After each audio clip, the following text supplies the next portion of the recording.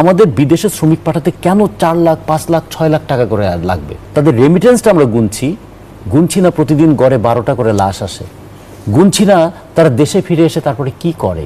প্রতি বছর গড়ে 10 লক্ষ শ্রমিক দেশের বাইরে যাচ্ছে, তার মধ্যে প্রায় 1.5 লক্ষ যাচ্ছে নারী শ্রমিক। আচ্ছা, কত অমানবিক কাজের মধ্যে তারা যুক্ত থাকছেন। এর মধ্য দিয়ে দুটো পয়সা আমাদের আসে, কিন্তু কি পাই এবং কি হারাই। বাংলাদেশে মাইগ্রেশন কস্ট হচ্ছে সবচেয়ে বেশি, নেপালের চেয়েও বেশি, শ্রীলঙ্কার চেয়ে বেশি, ভারতের চেয়ে বেশি। আমাদের বিদেশে শ্রমিক পাঠাতে কেন 4 লাখ 5 লাখ 6 লাখ টাকা করে লাগবে? প্রথমত ওখানে গিয়ে এসে কম পয়সায় শ্রম বিক্রি করে, দ্বিতীয়ত যাওয়ার খরচটা বেশি। ফলে 3 বছর পরে যখন তার ফিরে আসার সময় হয়, তখন দেখে যে টাকা খরচ করে সে গিয়েছিল, রিটার্ন করার পরে রিটার্নিং মাইগ্রেন্টটা একটা সমস্যায় পড়ে যায়।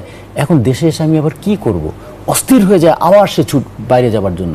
ফলে এই বিদেশ প্রত্যাগত শ্রমিকরা, তাদের রেমিটেন্সটা আমরা গুনছি না প্রতিদিন গড়ে 12টা করে লাশ আসে, গুনছি না তারা দেশে ফিরে এসে তারপরে কি করে।